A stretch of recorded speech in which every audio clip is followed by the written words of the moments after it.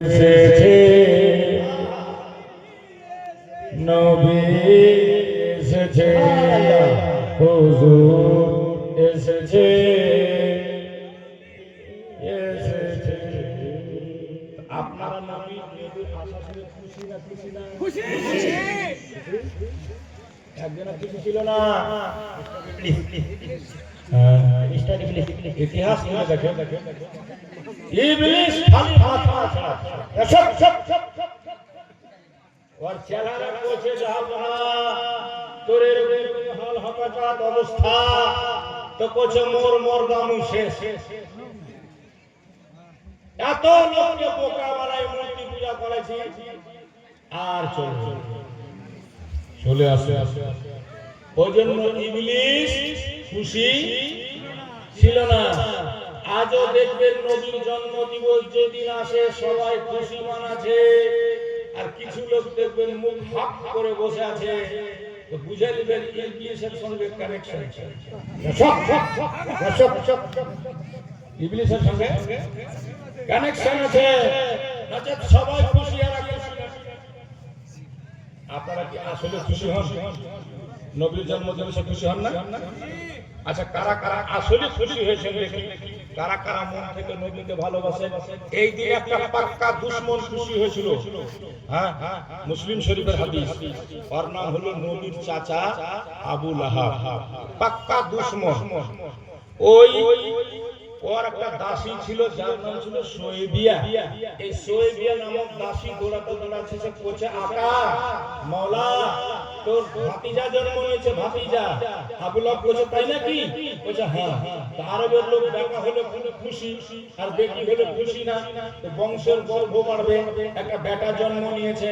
তো কোচে তুই যে খবরটা দিল, তো যা মুখ তো আজাদ করে দিল। সুবহানাল্লাহ, দাসীকে আজাদ করে দিয়েছে। এই আবু লাহাব সারা জিন্দেগি নবীর সঙ্গে দুশমনি করে মরেছে।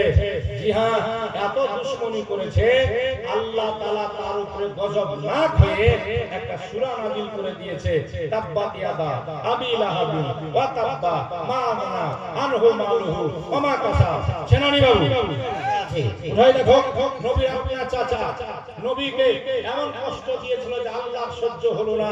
আল্লাহ গজব না হয়ে আর নবীর পক্ষে আবু লাহাবের বিপক্ষে সূরা নাযিল করে দিল।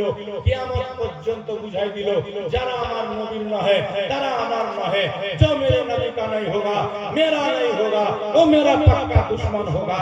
আল্লাহ আবু লাহাবের বিরুদ্ধে সূরা নাযিল করে দিল।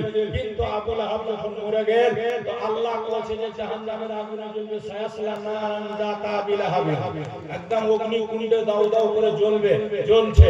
আবু লাহাবকে ওর নিজের ভাই হযরতে আব্বাস স্বপ্নযোগে দেখতে পেয়ে কয় যে আবু লাহাব তুই নবীর সঙ্গে শত্রুতা করে মরলো, তো কি পাইলো? তো কইছে মোর কবরের চারদিকে খালি আগুন জ্বলিছে, আগুন জ্বলিছে।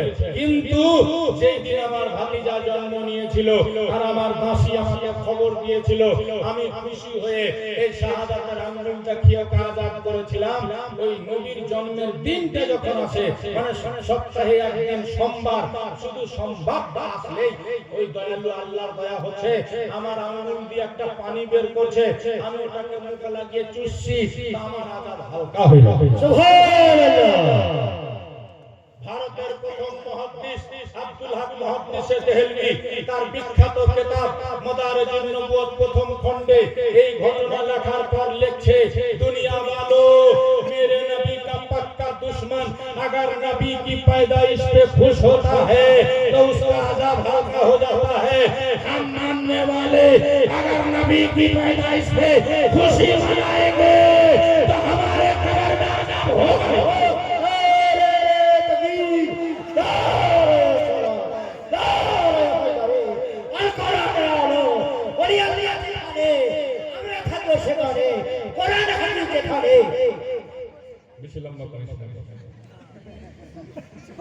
বুঝা পাচ্ছেন না বাবু?